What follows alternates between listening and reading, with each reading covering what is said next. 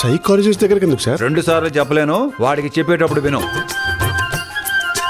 ఇంతకీ మీ సమస్య ఏంటో చెప్పండి. కురిసింది వాన నా గుండెలోన నీ చూపులే జల్లుగా. దెర్ ఇస్ నో ప్రాబ్లం, సమస్య లేదు. మీకు అర్థం కావట్లేదు సార్, నా భార్యకి నేనంటే ప్రాణం. మరి ఇదంతా అక్కడ నీకెందుకు గుర్తుకు రాలేదు? మా సార్ ప్లేస్ మీరుంటే నిజం చెప్పు, మీకు మీ ఆడ గుర్తొచ్చిందా? ఎక్కువ శాతం మొగుళ్ళకి ఆ టైంలో ఆడపిల్లలు గుర్తుకురారు. రామ్ని అనుమానించడమా? మగాళ్ళు ఎలా ఉండాలి అన్నదానికి రోల్ మోడల్ రామ్.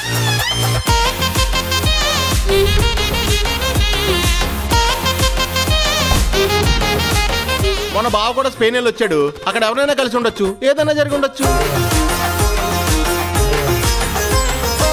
కమలాసన్ నాయుడు గారు, ఓ భర్తగానే తప్పు చేశాను కదండి.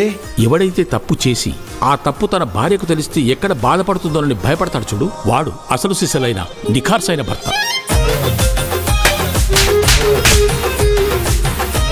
ఇంట్లో ఎవరెవరు ఉంటారు? అన్న, వదిన, వాళ్ళ అబ్బాయి, నేను, వదినోళ్ళ చెల్లి ఉంటాం.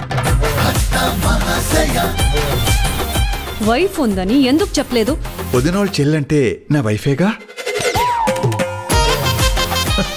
కాదా?